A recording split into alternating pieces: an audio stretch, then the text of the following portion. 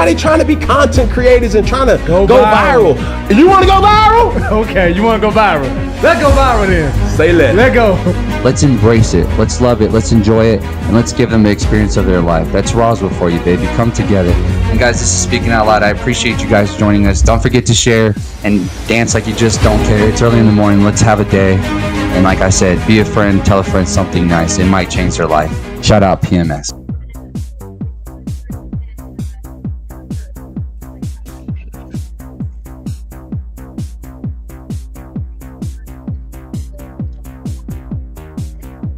Good morning and welcome to Speaking Out Loud. I am your host, Rene Ruiz, and along with me is the man with the voice, the man with the tries, the one with the broad chest, the one, the only, Rene Borba. Good morning, Johnny. How's it going, brother? Yo, what's going on?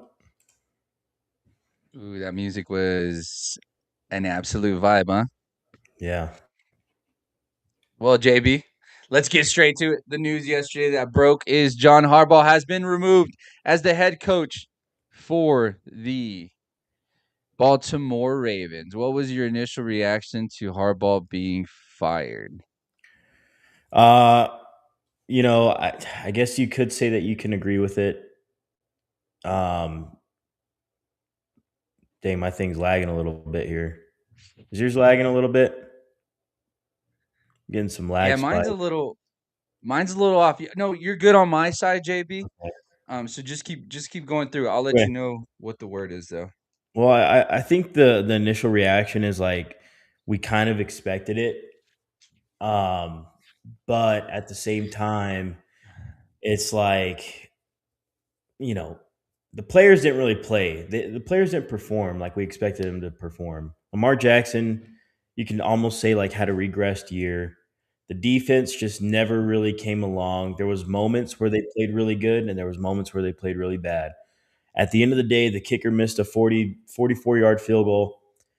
Like, I don't know, how much is it on Harbaugh? Maybe you do need a new scenery change, like we've been saying for the Steelers and Tomlin too.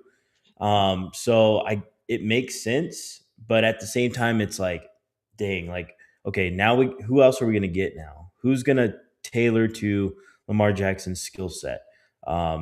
Who's gonna come in and make some changes to this defense? Because a different scheme's got to be ran in this defense. Obviously, the defense just didn't perform like how it has in the past, like what we're used to a Ravens defense performing like. So, a lot of questions up in the air. Is it a good decision? It's probably time for a change. But now what's next? This team is going to take a big step either forward or they might regress even more. So it's going to be interesting to see the whole offseason. I think the Ravens will get it right. They should get it right just based off their organization and what they've done in the past and how their hires have been and all that good stuff. But I think it was the right move. It still kind of sucks. How much can you blame on Harbaugh? But like I said, new time for a new scenery change. I think that's what it is. It's due. Definitely. I think they made the right decision. I think it was time to move on. The message was getting stale, which is fine. We talk about this all the time where it just feels like some teams maybe have possibly peaked. You even look at the first thing that I thought of was like, okay, they moved on from John Harbaugh. It feels like Buffalo is probably going to end up moving on from Sean McDermott if they get bounced here in the first round this Saturday of the playoffs. So for me, JB, I kind of got an uproar a little bit. I don't know why I got in my feelings about the whole John Harbaugh being released thing, but as soon as it happens, I go to X, and immediately everybody's reaction is like, "Oh wow!" Like, okay, we didn't see this coming. Like, let's relax. And it's all the ESPN talking heads, right? And it's like, why would Baltimore do this? It's like, have we not been seeing what's been going on? And it's like, John Harbaugh is going to get a head coaching job immediately, which reported by Adam Schefter. There was 7 coaches or 7 teams that reached out to John Harbaugh after the departure from him from Baltimore. But here's my stance on this, JB. I don't necessarily think that it's just a given that John Harbaugh is going to get an NFL coaching job. And I say that only because whenever I look at John Harbaugh, it's like, what is he? Is he just a rah-rah guy? Like, is this just a guy that wants to make you get up and go ball? He's not a coordinator. He's not a defensive coordinator. He's a special team coach. So Yeah. whenever you look down his history, right, 18 seasons, right, JB, is that what they're telling us? 18 Yep. seasons with John Harbaugh. Yep. So since 2018 to 2025, right? He's had a hell of a record. He's had a lot of success in Baltimore. So we can give him that, right? He's went through 7 offensive coordinators, 7 defensive coordinators. But in the new age of the NFL, I don't know how many raw guys you're going to be able to get and have the same success. It's just it's it's just a matter of the times. That's the way I see it. And whenever you get any type of success at the offensive side of the ball, what happens, JB? What happens? It's like the transfer portal in college. They just pluck them. They take them from you, right? JV, let me read you a couple of offensive coordinators that Baltimore went through. So that way we can just kind of see. Let's just back up a little bit and let's not give it all the success to John Harbaugh. Like this has a lot to do with the Baltimore organization, and also maybe we give a little bit of kudos to who their GM is. They've had 2 GMs in the last 20 plus years, right? They've had 2 head coaches the last 20 plus years. Through John Harbaugh's entire stint, he's had two legitimate starters. Lamar Jackson, Joe Flacco goes on and wins a championship with Joe Flacco, but you can make the argument that when they did win the Super Bowl, I mean, they had one of the best defenses in the league, right? Ray Lewis gets to walk off into the sunset with the Super Bowl championship. But that was one of the best defenses in the league at the time. But just to go through the head coaching stint here, these were his offensive coordinators, JB. So in 2008 through 2012, when they won the Super Bowl, their offensive coordinator was Cam Cameron. And that's the season they won the Super Bowl. Then he got replaced in 2012 by Jim Caldwell. Um, guess what happened to Jim Caldwell? They had a little bit of success, and then he went and got a head coaching job for the Lions. Right now, Yep. this name's a little familiar. Gary Kubiak, another Mhm. offensive genius. Right? What is he? Right? What is he now? I think he's the offensive coordinator for the Seattle Seahawks. I think that's his son, Clint Kubiak. I Oh, could his be son. wrong. Sorry. So not too far from the same tree, right? Yeah, yeah. Offensive genius, right? Served one season and then bounced. And then they got Mark Tessman. Who knows who that is? They got him fired after 1 year. Marty Morheenweg, offensive coordinator to 2017, 2018. He got promoted to make the play calling. Guess what? He gets bounced. Mhm. 2019 to 2022, Greg Roman, offensive coordinator, Probably their best. heavy run offense. This is basically the Probably offensive their best coordinator coordinator. for Baltimore. Yeah, best coordinator for Lamar right there during the times. Yeah, and they were a run-heavy team. So, to me, John Harbaugh has failed to bring in someone that can advance Lamar Jackson. I actually think I'm on the side that Lamar has actually hidden the flaws from the Baltimore Ravens because of his 2 MVP seasons.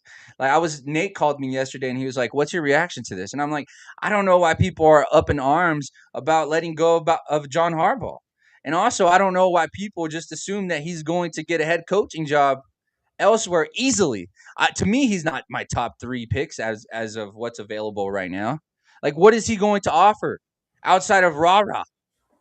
Like, because it's a matter of who he brings with his staff, JB. If he doesn't bring a hell of an offensive coordinator, if he can't turn one of these head coaches that just got fired into OCs, what is he going to bring?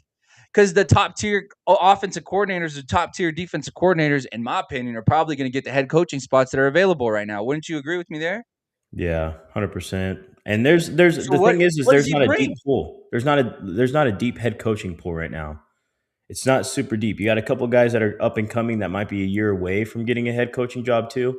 But another thing that you can take into account too was John Harbaugh's record before Lamar came to the Ravens, his playoff record.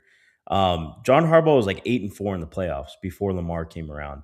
When Lamar got on that team, I think his record now is like 4-8, 3-8, 3-9, 4-9, something like that. So he's got a losing record with Lamar, and that says a lot about Lamar. I don't think that's necessarily a reflection of Harbaugh because Harbaugh won a ship without Lamar. Harbaugh's won playoff games. He's made deep runs. He was 8-4 in the playoffs before Lamar showed up. So have we seen the peak of Lamar? That's another I don't thing. think so. And is I don't. Lamar costing John Harbaugh his job? I don't know.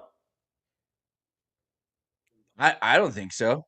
If anything, I'm looking at it as Has Lamar saved these guys their jobs for so many years? How many years has Lamar saved these guys jobs? Because we're talking about Lamar regressing, but But when you have we at you when like had we playoff when success. have the Ravens added value to their team to make them to help out Lamar? When's the last time Lamar's had a top tier wide receiver? Yeah, that's true. Yeah, I can't. Like, Zay you think Flowers D has Hop been is the going to most. get the job done on the back end of his career? Are we kidding me? The best thing that we've had there is what? Zay Flowers. Yeah, That's no offense to Zay Flowers. Sammy Watkins a few years back. You really haven't had nobody. That's That the was the thing. splash move. The biggest move they made was bringing over Derrick Henry, which let's look at the head coach. How does Derrick Henry get less than 5 touches in the second half of essentially what we would call a playoff game in Week 18 against the Pittsburgh Steelers? Make that make sense, JB. How do we get in the red zone on second and third down, and Derrick Henry's not even on the field? Not Yeah. even on the field, Borba. Make that make sense to me. Is Now that a you head tell coach me. problem or is that an offensive coordinator problem though? Because the offensive coordinator is the one calling the plays. He's the one with the personnel. He's Nah, the we one with do the that. We scheme. do that too much, bro. We do that too much. We give the offensive coordinator too much credit. God damn it! If you have Derrick Henry on your team, how is he not on the field on third down? It's How true. this has happened throughout the entire And season, mind you, JB. he had If you look 100 back on Baltimore, 126 yards that game. 126 yards on 20 carries. He was going we off. don't see him in the second half. Make that make sense, bro. This has happened for like if you were to talk to a Baltimore Ravens fan, they would tell you this happens continuously throughout the season. And because it's happened so much, whenever I look at it, sure, we could blame it the offensive coordinator 1 or 2 or 3 times, JB. What's that J. Cole quote? Fool me once, shame on me, fool me twice. Or fool me once, shame on you, fool me twice, shame on me, fool me 3 times, whatever. However the lyrics go. Shout out to J. Cole. But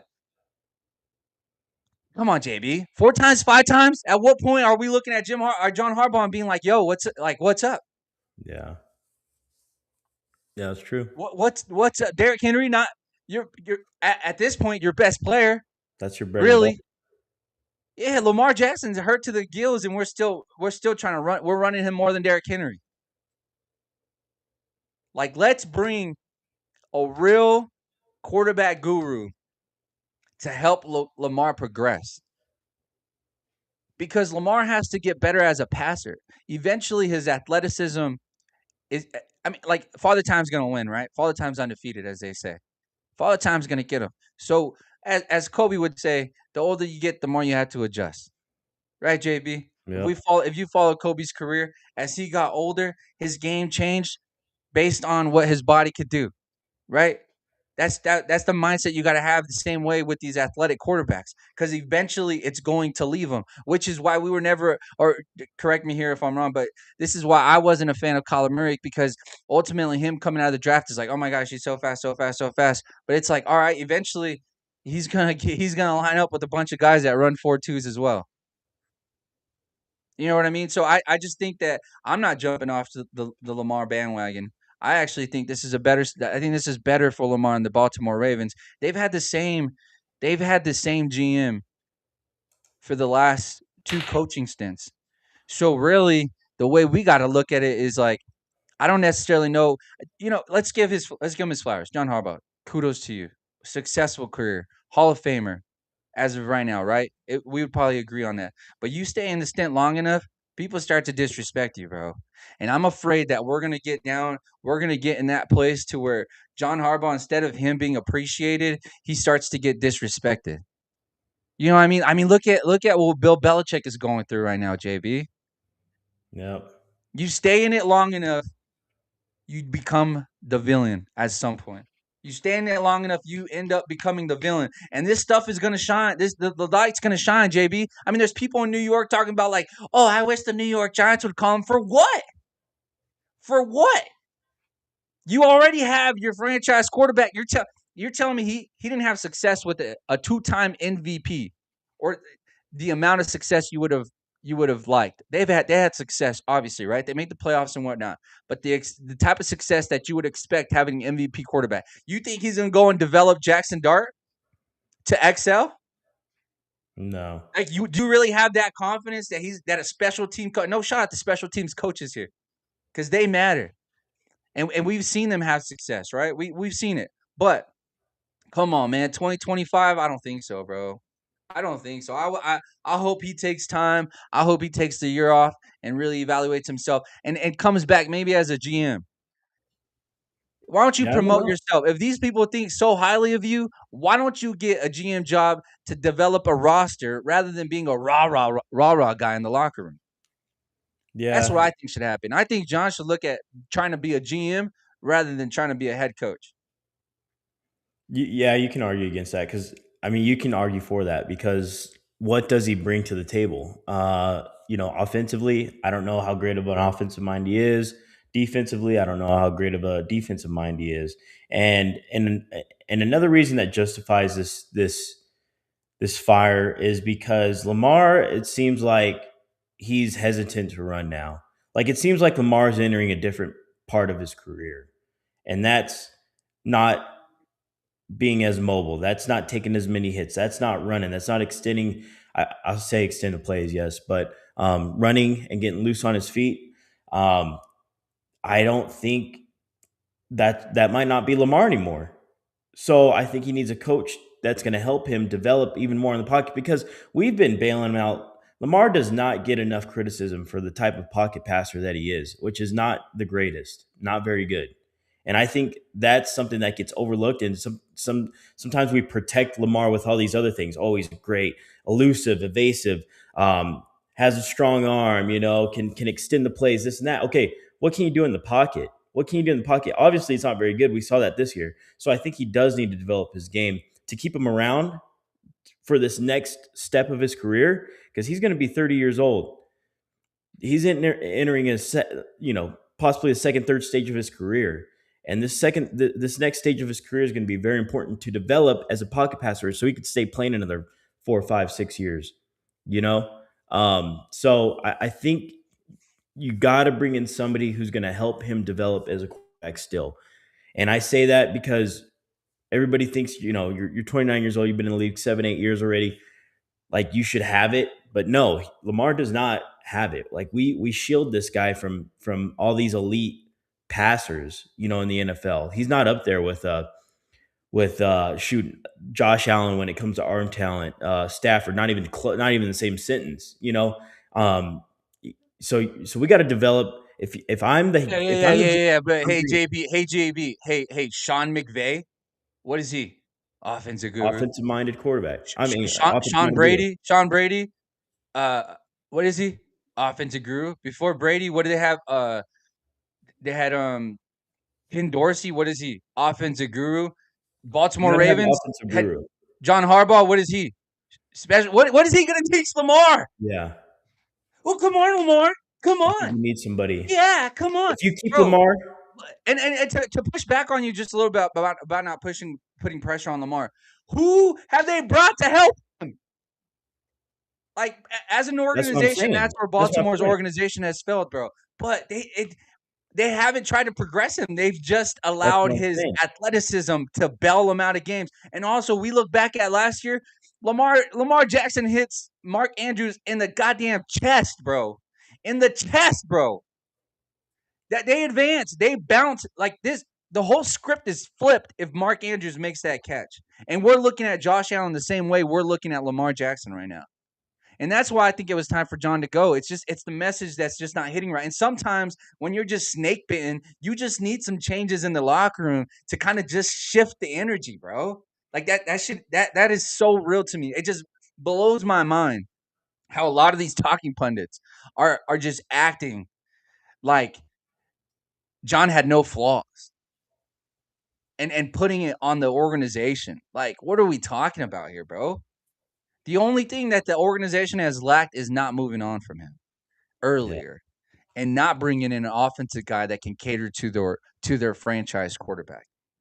If we were in any other situation, like like for example, let's just say this whole thing happens to Buffalo and Sean McDermott. If people are up in arms about that, I'm going to lose.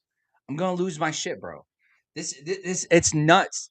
It blows my mind that we're so caught on what someone like it extended their stay. I don't want to take away from the things that he's accomplished because he accomplished a lot, but it's like we don't have to be blind to what's right in front of us right now. And it's just he's aged out.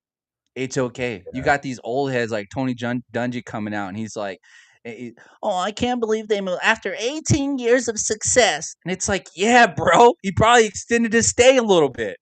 Yeah. Why are we dogging the organization when he extended? But like, when did it become John Harbaugh's decision whether or not he wanted to be there? The last time I checked, the Baltimore Ravens owned the franchise. Maybe I'm being a hater, JB, but go ahead. Give me some closing statements here so we can move on to the playoff picture. No, the next big steps for the Ravens, they got to hire someone who's going to cater, like I said, to this part of Lamar's career and turn him into a pocket quarterback who's going to be able to make those throws, make those decisions. The timing's got to be there. So you need a lot of things to help Lamar. Like if they want to keep him around, because there's been some rumors, possibly here and there, what might happen. So he's kind of up in the air. We don't know what's going to happen with Lamar's future, but I would bet that he stays a Raven, right? So you got to bring in help. You got to bring in some receivers, draft some receivers. I know they did that with Zay Flowers. They hit on him, but he needs a little bit more help in the passing game. And I think if you want to win, you got to solidify that defense and you got to turn Lamar into a more pocket passer. And then you got to allow Lamar to have the freedom to do what he's always done in his career. It's going to be a little bit less than I think what we're seeing. Maybe it's because he was hurt. Maybe that's why he didn't run as much. I don't know. But from what I'm just going on based off what I've seen. And that's just what I've seen. If he wants to not run the ball, if he chooses not to run the ball and not, play like that, change his game a little bit, then you gotta cater to that, I think. But the thing is can Lamar get it done? Can Lamar get it done as a pocket passer, as a guy that is known for his arm talent? And that's something that he hasn't had. That's something that we've shielded him from too. That, the whole NFL, crowd, everybody that's a Ravens fan, like everybody that's a football fan, like we don't know Lamar for making these throws, making great throws, doing all this. Is he going to turn into that? That's my question. I don't know if he can. Like early in his career, he could not throw outside the numbers. He was not a good accuracy quarterback like that. Not a good pocket passer like that. When you made Lamar stay in the pocket and try to beat you, throwing outside the numbers, that was his weakest spot. And I remember like in 2019, something like that, when they just got destroyed by the Titans. They turned him into a pocket passer and he lost him the game. So I don't know. You got to cater to Lamar in this instance if you're going to keep him around. This next stint of Lamar's career is very important of who you bring in and who helps develop this guy even as a better passer. So that's another thing you got to take into consideration. This becomes the hottest job of all jobs available right now, right? It's fair to say that. I think. Yeah, I think so, but it's a tough job too. You got to bring in a defensive coordinator too, someone who's going to get this defense right. And right now, you got some hot names. Brian Flores, he's in every single.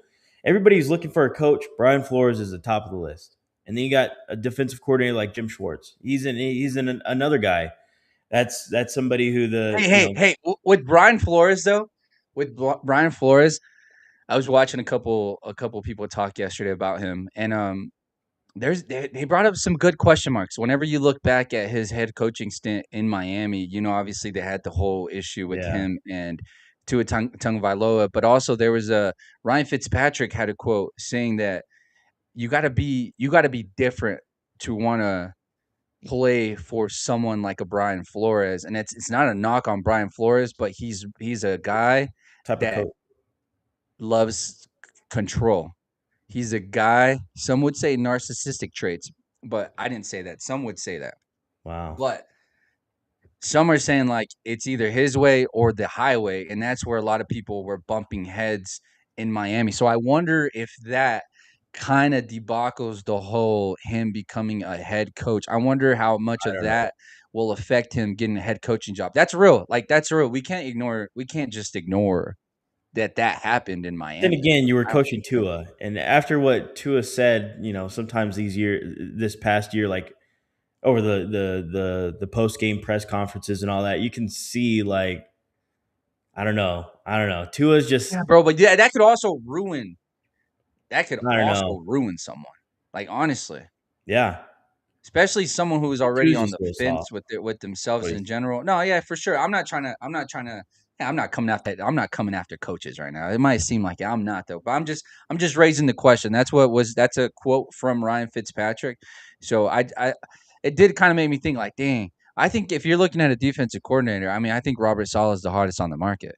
I think that's a guy you want to go get. I mean, if we look back at his stint in New York, like you can holler all you want about the lack of success that that New York had as a team as a I mean, we've whole. But the seen one thing there's that a. they never lacked was a defense. I The think one it's thing a they never common lacked. And theme. what is he? What is he, Borba?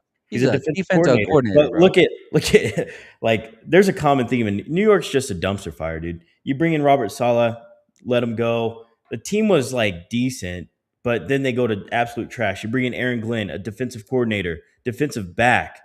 They win what 3 games all year. And then on top of that, they don't even get an interception. They're the first team in history without a defensive interception. And you got a head coach who specializes in DB play. Like, I don't know. Jets are just a dumpster fire. I don't even want to. I don't even want to talk about the Jets, man. That's got to be the worst. They're such That's a laughing trash. Don't stock. go there. Don't go there. Don't go. No, I like don't Robert. get I like drafted bro. there either.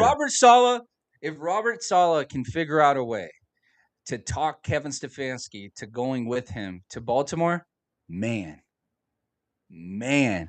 You think Derrick Henry? The only thing is you're gonna have to move on from Derrick Henry. Like he's kind of getting up there in age. I But don't he'll probably know. become a Look at lot. the He'll probably production. become a lot cheaper next year for Look sure. at No, the. yeah, for sure. And they don't use him in the second half. So why not? Why they Baltimore may have extended Derrick Henry's career, which will probably play out for him next year. I would like if Robert Sala, if they could get like to me that's like a super team, right? Robert Sala and Kevin Stefanski. If somehow Robert Sala could talk Kevin Stefanski into being offensive coordinator for him, and they go to Baltimore, I think, man, Kevin Stefanski could become the hottest name on the block in a year or two, if I, he I, isn't already. for If me, he isn't already. I personally think Stefanski's got to be a head coach. I feel like he's got to be a head coach. Like, I think he's as a head coach candidate. I think Stefanski's higher than Asala as a head coach candidate right now. I don't know. It Offense is the depends what you way. want, though. It depends what you want. Because if you like for It does. Baltimore has been injured as hell on the Bring the defensive right line fit. throughout the year. So you could say injuries kind of ruin their season, right? For them to have even been in the spot that they were in was, I mean, it was kind of a miracle, really. So I guess you can give John Harbaugh a little bit of kudos there, somewhat. But I think this is fitting for a defensive coach to be a hard nosed football team on the defensive side of the ball. You have Derrick Henry waiting for you on the other side. That what do defenses love? A hell of a running game. So that's all I'm saying, JB. I think Robert Saleh is fitting for Baltimore. I agree with you, I think depending so. what team you're going to, but With the history and all that, Baltimore's always been known for a good defense. So you bring someone in that is with that culture. When you go to the Ravens, when you go to the Steelers, what do you think about first? You always think about defense. You think about defense. And so if you want to keep the history of the organization alive in that sort of sense, you bring in that type of guy. So it's going to be interesting to see. Like I said, I don't know who they bring in. I mean, there's a lot of candidates coming up now. So and a lot of names, no names that we know. So there's a couple guys that are up and coming that might be a year out, but from the names that are being listed off right now, they're all big names, all big yeah. names. And just to read this real quick, Ravens 7-6 B more 54 fans of other teams are on the outside looking in. We the Ravens knew what the issue was. Head coach Harbaugh is stubborn and refuses to address the O line. Harbaugh isn't a good coach. Yeah, kudos to John Harbaugh. Go get yours. Go fugaze some other team, and it's probably going to be New York. And in a year, we're going to be like, and I'm just going to look at you, JB, like I told you. What is he? A rah rah guy? What is he? A rah rah guy? Just walk off into the sunset, John Harbaugh, and enjoy Cancun, baby. That's at least how I feel. But this is what was reported um, by them by Baltimore here, JB. Let me play it for you. Not Baltimore, but by NFL Network.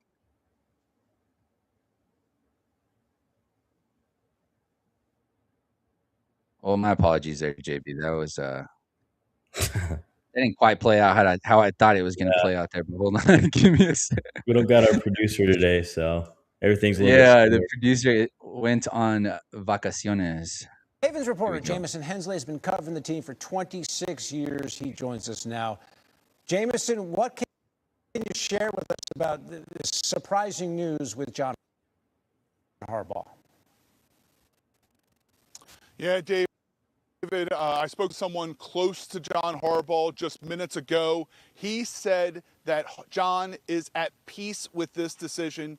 John believes this is best for both parties and that it was time for a reset, including Lamar Jackson. And someone did point out to me that the removal of John Harbaugh as coach, it's not coincidental that it comes in the year where they need to redo Lamar Jackson's contract. His salary cap number goes up to $74.5 million this offseason. And also, just to give you a kind of an idea of how quickly this all transpired today, that John Harbaugh wasn't had time to inform his staff of his departure. It was actually done by General Manager Eric DeCosta and Ravens President Sashi Brown. They were the ones who delivered the news to Harbaugh's staff. Well, that's an Yeah, dang.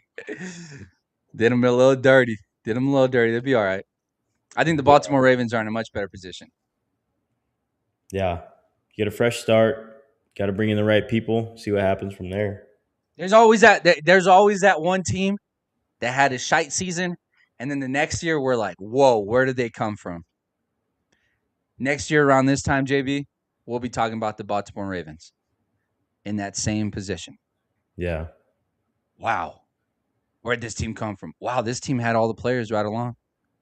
They just brought one or two pieces. Let them get healthy, brother. Let them get healthy in a couple of things. And just the football gods blessing them with health. Boy, oh boy. Lamar Jackson may have himself another MVP season. I'm on Lamar's side here, man. I just want to see him have success, bro. Bring him some help. Give him the same things that all these other elite quarterbacks that we talk about have. That's all I want, JB. That's all I want. We can even look at Josh Allen, because right now everybody's like, Josh Allen ain't got nobody, right?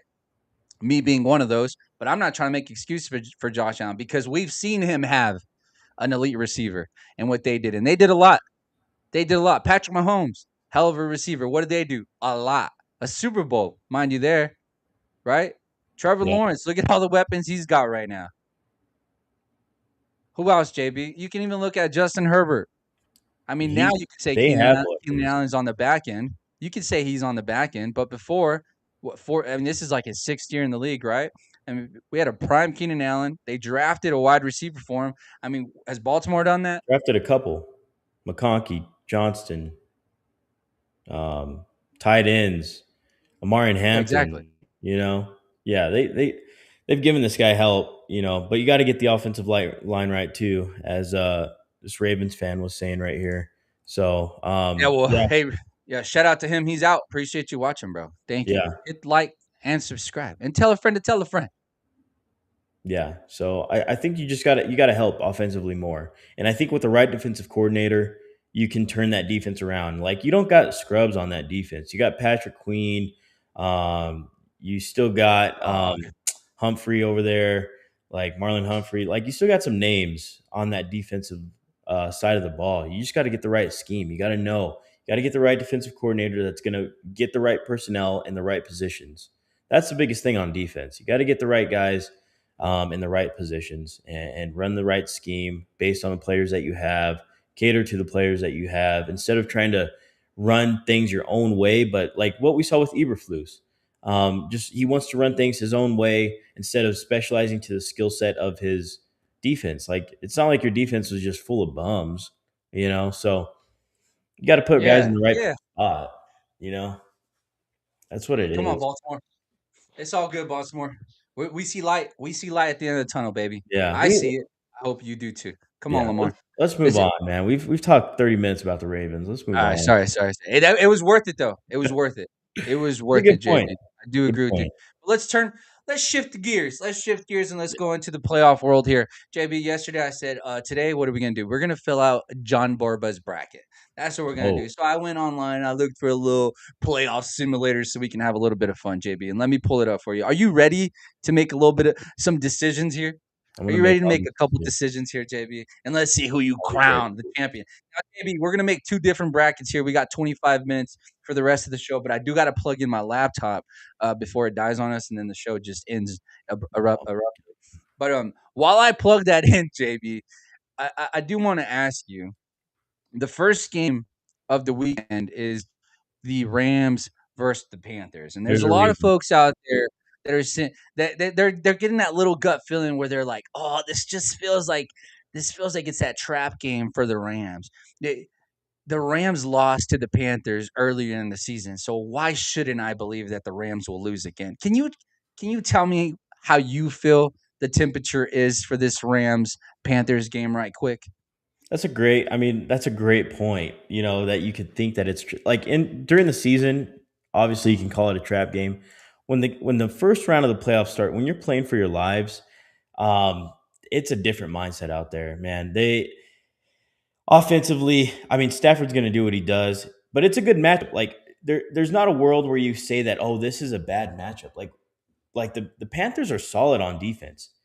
Like you got Mike Jackson, you got J.C. Horn, an All-Pro and J.C. Horn. You got guys that could potentially match up, Oh, and we saw that. We saw them match up pretty well with Puka and Devontae when they did beat them. So, but as far as like a complete team around, the Panthers just don't have the complete team.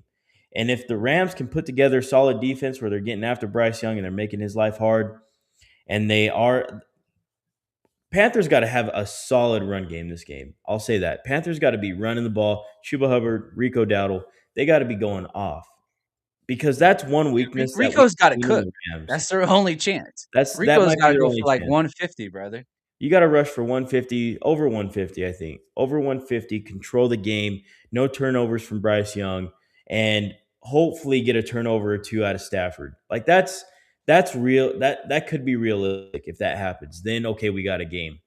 But if the Rams start off fast and they're freaking firing on all cylinders offensively and they go up 14-0 and then they're sending pressure at Bryce Young and they got to get out of their game plan a little bit, it's going to be over. It's going to be over. Like we try to give these teams, these Cinderella story type deals, but we see it every year in the playoffs.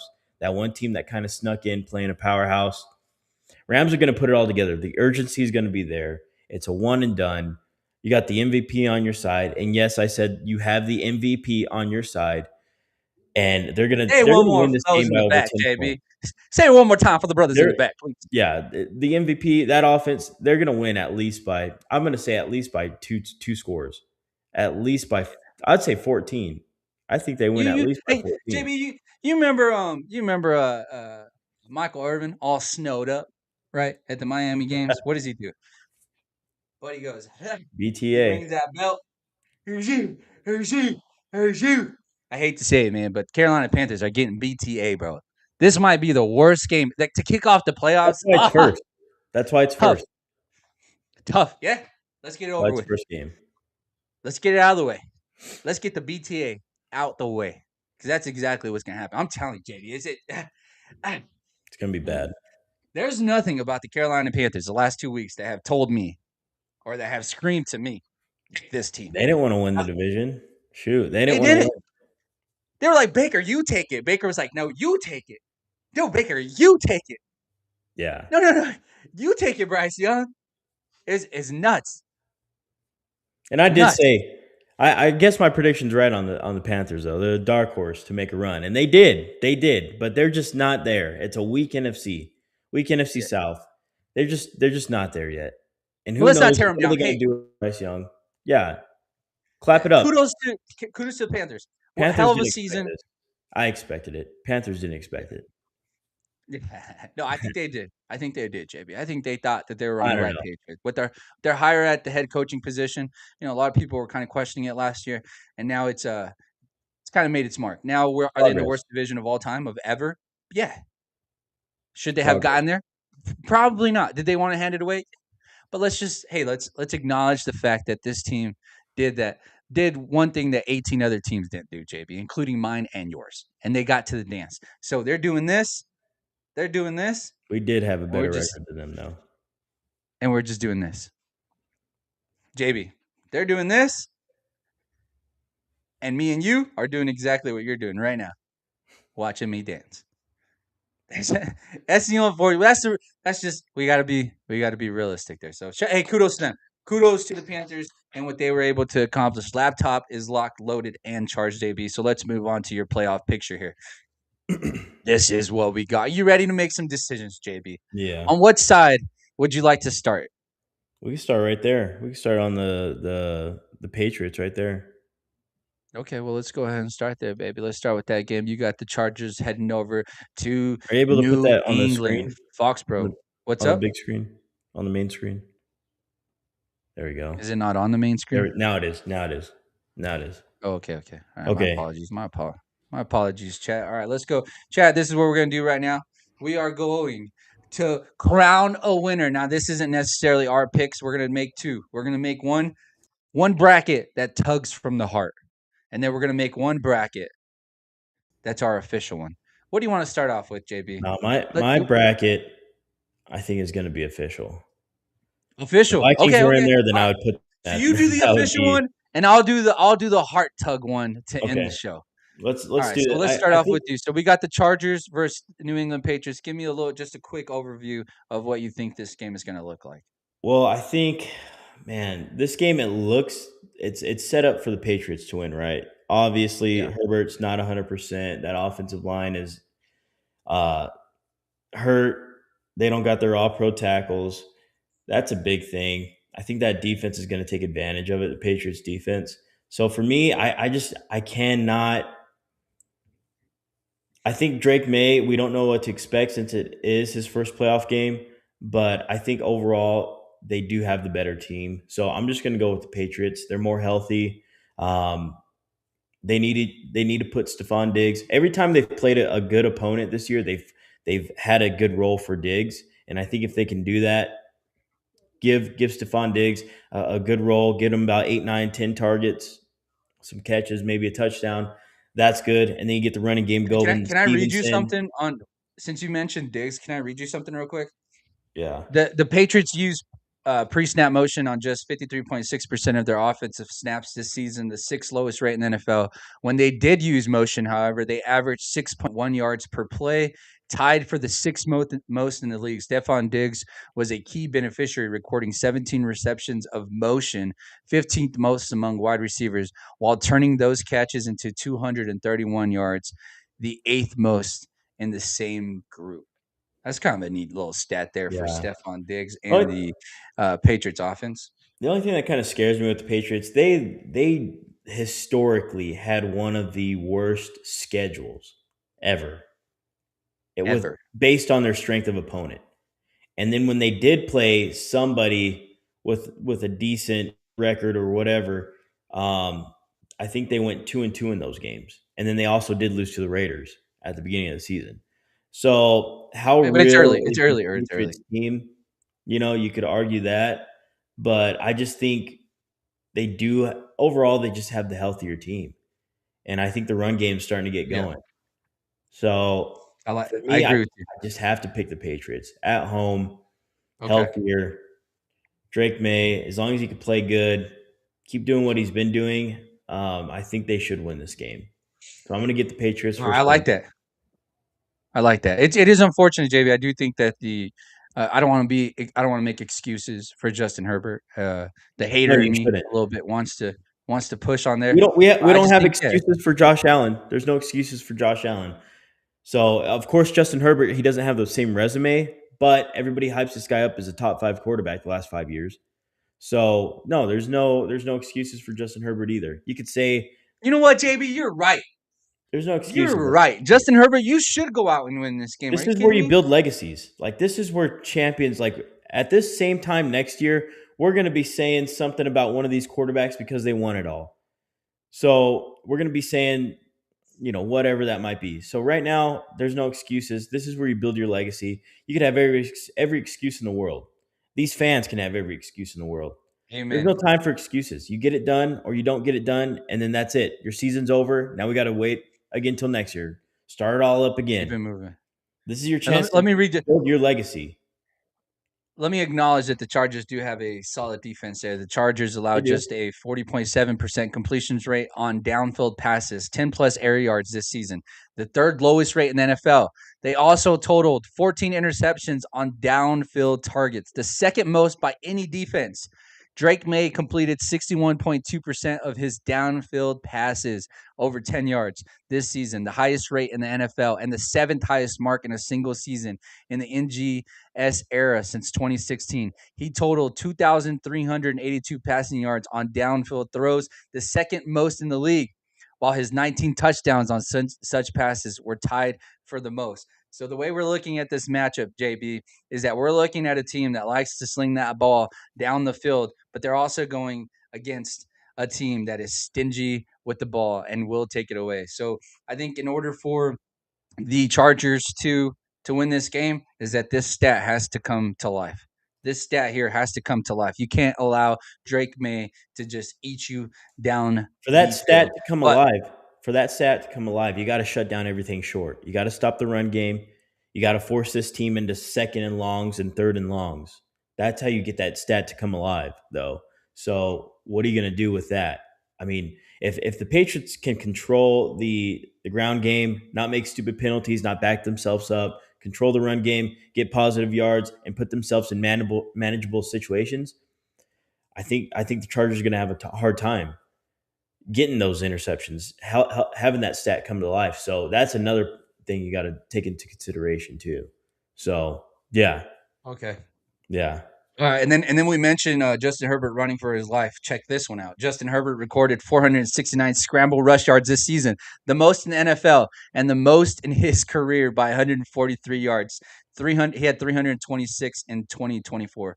15 of his 53 scramble rushes went for over 10 yards, the second most in the NFL behind only Patrick Mahomes. Opposing passers rarely scramble against the Patriots defense this season, as the 29 scramble rushes they faced were tied for the fifth fewest. They allowed 217 scramble rush yards, 11th fewest in the NFL.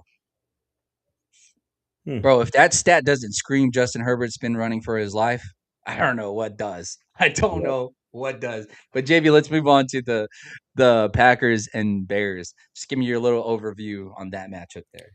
For me, man, obviously, if you look at it like first glance, you'd pick the Bears and everything that Caleb's done and all this stuff, the whole good feel good story, all that stuff. But for me, I still think if Jordan Love can just put together a solid game, I'm worried about the run game, though. The run game has turned into shite the past few weeks. Josh Jacobs been a little hurt, so I don't know what's happened to that run game. And man, and then of course without they had to play. Let's to be fair here, right? They've had the playoff clinch for the last 2 weeks. Their playoff spot that wasn't going to change, regardless of whether they won or lost, right? If I remember correctly, that's how it's played out for them. So I kind of can see where maybe they would hold back on how many touches Josh Jacobs gets. There's still no run. JB, run game. Still no run game though. I don't know about that. I don't know how true that would be. For me, man, and I'm not a believer in the Bears at all. So like I said, if Jordan Love, if he can get some chemistry going with those weapons, Christian Watson, Jaden Reed, Wicks, those guys, and then just get a decent running game behind them, I think they should win this game. I just don't see unless Caleb just pulls up something in the fourth quarter. Like, yeah, for me, I got to go with the Packers. I just have to go with the Packers. Yeah, bro. I was telling E-Rob. I don't. If this team was healthy, easily we're picking the Packers. I don't even know that we're having this conversation. But obviously, they're probably not also in the same position that they're in right now. This role is probably reversed, and I wouldn't say easy, but yeah, the Bears came back when Malik Willis was in the game. Like this is the weirdest thing with the Bears. They came back they were down by 10 against the Giants. Jackson Dart's out. They come back. They came back against the Saints. Like everybody's talking about all these comebacks, and they're just been against not very good teams. Not very good teams at all. One of his comebacks was a freaking due to a kickoff return against the Vikings. Set him up at like the 38-yard line. He had to hand the ball off 3 times, and they kicked a game-winning field goal. Or else we would not even be talking about the Bears winning the division right now. Like that's literally how close they are to just not even making the playoffs or being a wild card team and not hosting a playoff game. So for me, yeah, Caleb Williams, clutch in the fourth quarter, comebacks, this and that. But why are you in those positions? A full game. Why are you in those positions, JB? Yeah. Why? Yeah, because you're not showing up in the first 3 quarters. For me, I would trust Jordan Love when it comes to we got to give kudos to the Chicago Bears defense, bro, for keeping them in games. It's not even their defense. It's actually nuts. Good. Their defense ain't even good. They get no pass rush. Yo, let's relax. Let's relax. Their defense is not good. There's a reason. Listen to me. Hear me out. There's a reason why you're still in games. What is it? And it's not special teams. They're coming back. They're coming back due to having no starting quarterback in all these comebacks. And then the boys on defense crank it up. The boys on defense. That's what you got to do. Get the backup quarterback. One of us got to defend the Bears just a little bit. Me personally, I was telling E-Rob, bro. I was like I told you on Monday. I was telling E-Rob. I said, hey, this even with injuries, this roster on the Packers team is still better than the Chicago Bears. The only thing that would make you raise any questions is whether or not Jordan Love will show up. And then I threw a little rage bait at him, and I'm like, if he's top 10. This is a game that Jordan Love should win. Because if we're looking at and I only compare it to the Dallas Cowboys because that's the one team that everybody else likes to throw shots at, right? So if we're going to judge Dak Prescott based on his performances, we're going to have to look at Jordan Love the same way here. Because you look at that team, you look at that offense, JB, Christian Watson's healthy. I mean, sure, he's coming off an ACL, but he's shown us that it has no effect on him. This guy's a top 10 wide receiver when healthy, and he's shown it. He's a downfield threat, and then they got Reed, and then they drafted. Top 10's crazy. They drafted. That's crazy. That's asinine. Don't say top 10. Healthy, bro. Healthy. He's a speedster that can open up the field. I get it. And he's coming into his own. He's gotten better this year. I get it. I get what you're saying, though, but he's not top 10. Not even top 20. That's not. You can make the no. We're not doing that. I can name 20 guys right off the top of my head who are better. Yeah, but I get what you're saying. Have Christian Watson. Yeah, all right. We don't have to. What you're saying.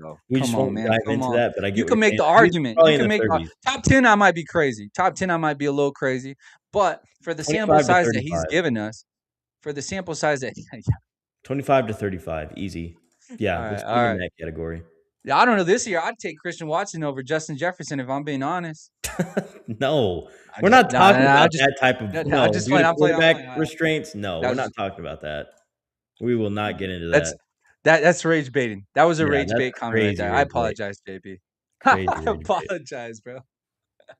Oh, where was I going with this though? But I did tell E-Rob. I said, even with the injuries, I still think that this roster for the Green Bay Packers is better. And I think ultimately all the pressure is on Jordan Love. And if they don't succeed,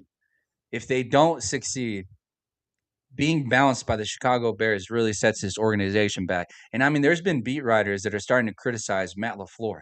And you got to ask yourself that if Jordan Love, after what he did last year or the year before to the Dallas Cowboys, and then what happened last year to him, like if we don't see any progression from him, then we got to start looking at the guy that is supposed to help him grow.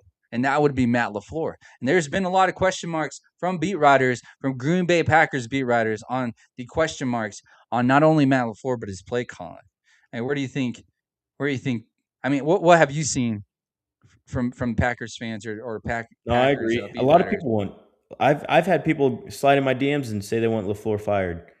Anytime I post anything like with the Vikings and Packers or something like that, yeah, blah, blah, blah, blah, blah. But then the conversation ends with like, yeah, we need to fire Matt LaFleur. So, yeah. But as I've always said, Packers will never win a Super Bowl with Jordan Love. And this is the matchup, Bears and Packers first round. So I got to pick a team. And I'm picking the Packers just because I think their roster is more able to win. And if Jordan Love can stay healthy and just play a clean game, They should win this game. I like that. I like that. All right, JB. I apologize. I keep getting on these little tangents, but we got 5 minutes, 10 minutes to complete this playoff bracket here. So let's move on. We got Buffalo Bills and Jacksonville Jaguars, and we talked about this extensively yesterday.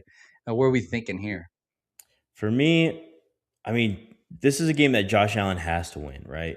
And I think he can win it, but just based off what I've seen the second half of the season and how Trevor Lawrence is playing and that defense is going to make Josh Allen's life hard.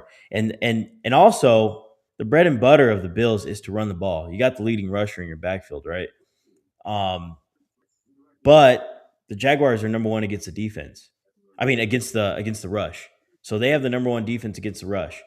So that's a matchup that is interesting in itself right there. And if they can't get the ball running with James Cook, if they can't get no momentum with that, then you got to see Josh Allen run for a lot of yards. 60, 70 plus yards. Run for his life, baby. He's going to have to take over the game and put 70 yards rushing, 3 total touchdowns, something like that. That's something that the Bills can do to possibly win this game.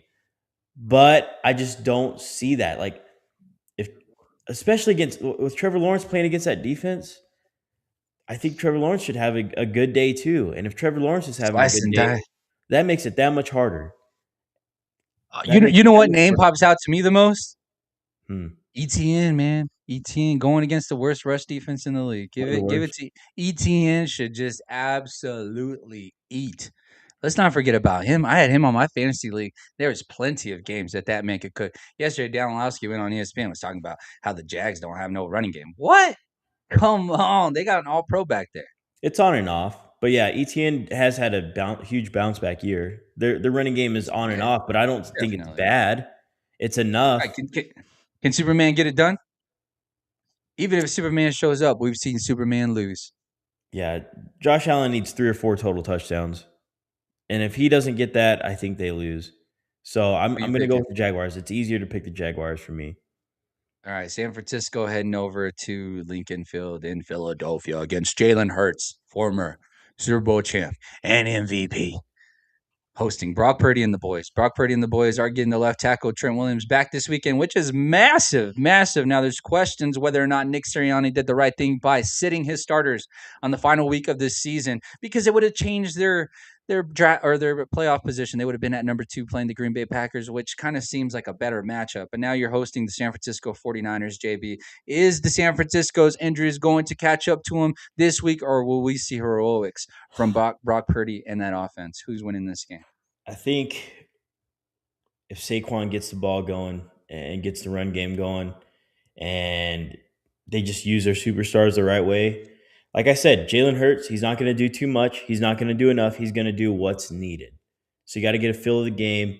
And if if the Eagles defense can show up and just give Brock Purdy a hard time, I think that might be enough. Christian McCaffrey, I think he's going to have a good game though. I think this game's going to be close. This is one of the closer games for sure. But I think at the end of the day, I'm gonna have to pick the Eagles just because I don't believe in that 49er defense. I don't think they're gonna get the stops needed. You could call it a bend but don't break, but I don't think that's what it is. I think it's we're gonna be able to score on you, and our defense is healthy enough to get stops on the 49ers defense. So for me, I got to go with the Eagles. I just think the Eagles, they shouldn't get bounced in the first round. Like that would be an upset. That would be an upset if the 49ers win. They shouldn't win as well as the 49ers have played and as well as Brock Purdy has played. I just don't think it's enough. It's going to be enough for a healthier Eagles team. They're too injured for the former Super Bowl champions. I couldn't agree with you more there, JB. All right, let's go with Houston Texans heading over to Pittsburgh against former MVP Aaron Rodgers. DK's coming back. Yeah. Who's winning this game? Everyone's trying to make this game more interesting than I think it really is. I think what's going to keep it interesting is the Houston offense. Like if they are struggling, then this game is going to be close. It's going to be low scoring. Somebody might get to 20 points. Maybe 20 points is all you need to win for Houston, but Stingley's going to be shadowing DK Metcalf the entire game. Lassiter is going to be covering whoever the number 2 is, Calvin Austin, if that's who it is. Aaron Rodgers ain't going to have all day to throw the ball either. He's going to have to get rid of the ball. 2-step, 3-step drop, ball out of his hand. So I expect Houston to be aggressive up front, their DBs and their line. I expect them to get after Aaron Rodgers. Aaron Rodgers can't hold on to the ball. If he holds on to the ball, issues are going to happen. So my only concern is going to be C.J. Stroud in that offense. Can they establish a running game? Can Stroud make the downfield throws? Can he make the throws needed to extend their drives so they can put up points, even if it's a couple field goals? But I think 20, 23 points should win you this game. And for me, that the Houston Texans have a great enough defense where they shouldn't get bounced in the first round.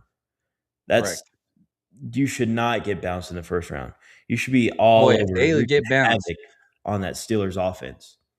Boy, if they get bounced in the first round with That'd be a this disappointment. defense, it is going to get loud for CJ Stroud in that offense. I will say that. Who's winning this game, though, JB? Give me the Texans.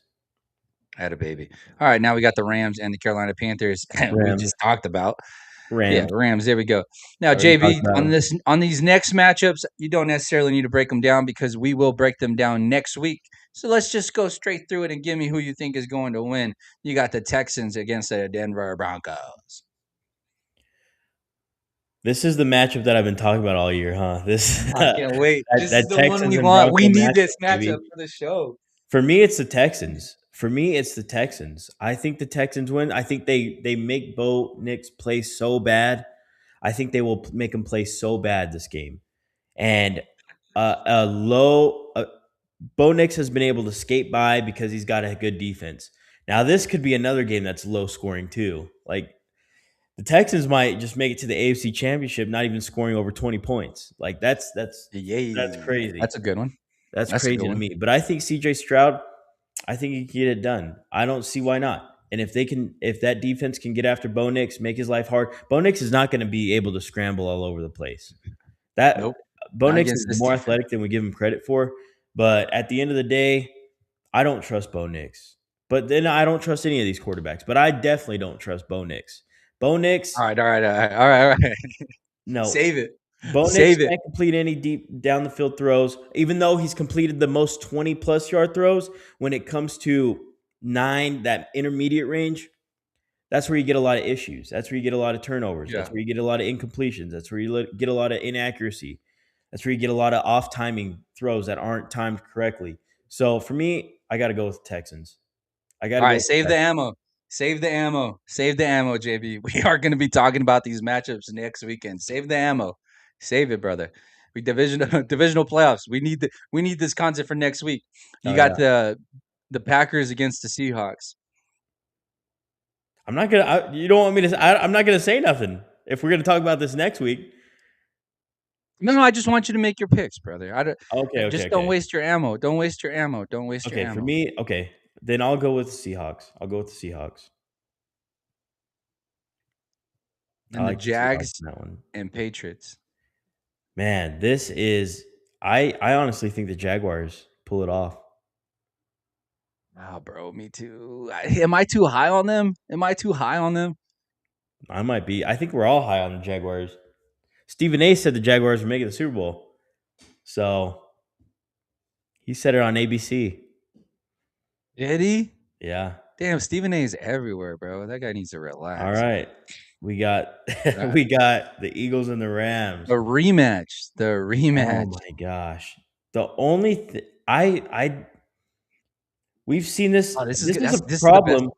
This is a problem that I think the Rams have had for over a year now. Is they can't stop the run sometimes, man. When they get gashed, they get gashed. We saw Bijan do it.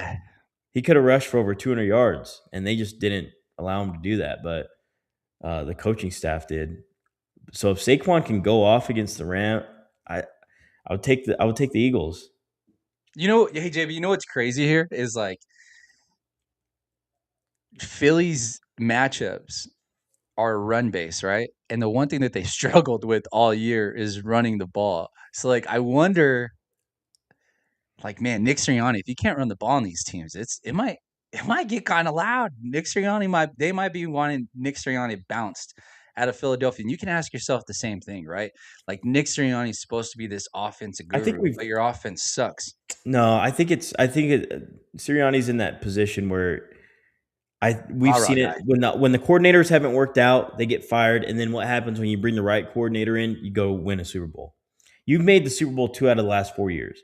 Nick Sirianni's not going anywhere. I don't think he's going anywhere. Like you got to make a you got to. I don't know, brother, because if you don't hit on that OC, like let's think about this, right? All right, but when you they don't went let to him the go Super Bowl- after 1 when year. they went to the You don't let a coach go Yeah. after he just won a Super Bowl the year before. No, I know, but how many times do you want to keep? How many times do you want to keep spinning that wheel where you're always having to find an offensive coordinator? Think about this. They go to the Super Bowl with Shane Steichen. Shane Steichen goes to Indianapolis, right? Head coach. Then they suck. And then they fire their OC at that time. And then they hire Kellen Moore, go on and win the Super Bowl. Fire Kellen Moore and look at the lack of success they've had offensively this year. So I'm just saying they're probably going to fire their offensive coordinator if they get bounced in the first round or if they get bounced because they can't run the ball. I'm assuming you can expect the offensive coordinator to get fired if this Philadelphia team doesn't at least get to the NFC Championship, honestly.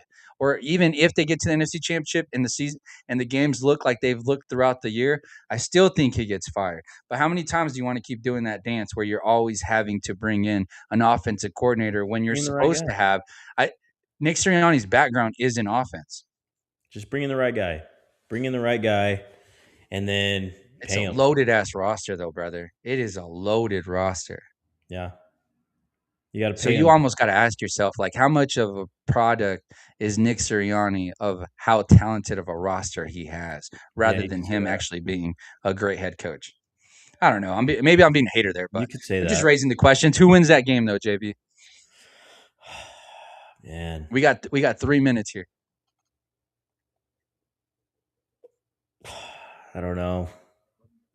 I don't know. You want me to flip a coin for you, mate? Bro, they got the MVP of the league, bro. Have a little faith. Now, don't let me Bad influence weather you, game JB. You again. tell me what you think. I could tell what you're thinking. You're thinking Philly, but you're just like, damn, man, they look so trash offensively. Like, I don't know if I could trust them. That's what you're thinking right now, huh? That's the only Yeah. thing holding you back. Because talent-wise, you're like, Philly has it. Philly has everything they need to go to the Super Bowl You know what? back-to-back years. Just for this pick, it's not going to be set in stone, but just give me Philly. It's hard to pick Okay. against them. All right, now you got Texans, Jags. Who's winning that game? I think it's got to be the Jaguars. All right, Seahawks, not Eagles. Sam Darnold. Sam Darnold in the Seahawks. No, this is your official?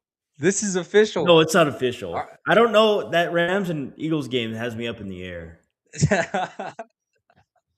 Regardless I if it like was it. Rams or Eagles, who would win between them and the Seahawks? Who? Like if it was the Rams versus Seahawks, would you pick the Oh. Rams? I think the Rams would win that one. I think the Rams would win that matchup. That's what I'm saying. Okay, Like Super Bowl, crown them. Who's winning it? Jags or Seahawks? No way the Jaguars win a Super Bowl, right? There's Whoa. no way, Sam dude. Darnold? You think Sam Darnold wins it? I don't know. It's just such Bro. a weird. It's weird because either JB, Sam oh Darnold's my going to win a goodness. Super Could you Bowl, or the imagine Jaguars Sam are going to win Darnold- the Super Bowl. Could you imagine Sam Darnold wins a Super Oh Bowl my and you God. guys let him walk out of your building? You might go into a closet and I start might crying, never JB. This show is my face nuts. again. I might never show. Give my it to face. me. Who's give me this matchup? Who's winning? Who are you crowning as the Super Bowl champs of the 2025-2026 NFL season? Your Super Bowl champion is Seattle Seahawks. Sam Darnold. Sam Darnold. That's crazy, Borba. That is crazy. The Seattle Seahawks and Sam Darnold will be the Super Bowl champs, according to John Borba, on January 7th, 2026. Now, this may change, and this may change as quick as tomorrow when we break down each matchup and give you some beautiful stats from Next Gen on ESPN. Ladies and gentlemen, I appreciate you guys rocking with us this morning. We'll be back tomorrow at 6:30 Mountain Standard Time. Don't forget, you can pick up the phone and call in and let us know how you feel. 575-808-9307. Be a friend, tell a friend something nice.